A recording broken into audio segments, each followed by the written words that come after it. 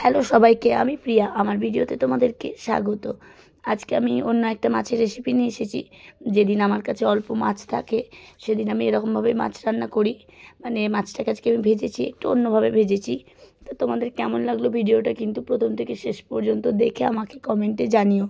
আর ভালো লাগে তো একটা লাইক করে দিও, আর চাইলে শেয়ারও করতে পারো। তো আমার কাছে ফ্রিজে 2 টুকরো মাছ ছিল, সেটাকে আমি পাতলা পাতলা করে কেটে নিয়েছি বটি দিয়ে। তারপরে সেটাকে আমি ভালোভাবে ধুয়ে নুন হলুদ মাখিয়ে নিয়েছি। আর যখন নুন হলুদ মাখাই তখন পরিমাণে অল্প নুন দিয়েছি, যেহেতু আমি আবার মশলা মাখানোর পরে নুন ব্যবহার করব। তো আমি আদা রসুন বাটা, কাঁচা লঙ্কা বাটা, গোলমরিচ গুঁড়ো সব কিছু ভালোভাবে মেখে মাছের সাথে মেখে নিয়েছি।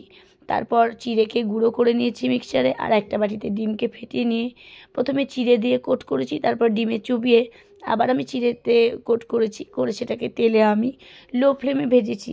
আমার অনেকটাই টাইম লেগেছে, যেহেতু মাছটা কাঁচা ছিল আর ওপরের ব্যাটারটা তো পুড়ে যাবে, কিন্তু মাছটা কাঁচা থাকবে, সেই কারণে আমাকে খুবই লো, মানে একদমই কমিয়ে দিয়েছি গ্যাসকে, দিয়ে আমি এটাকে ভেজেছি।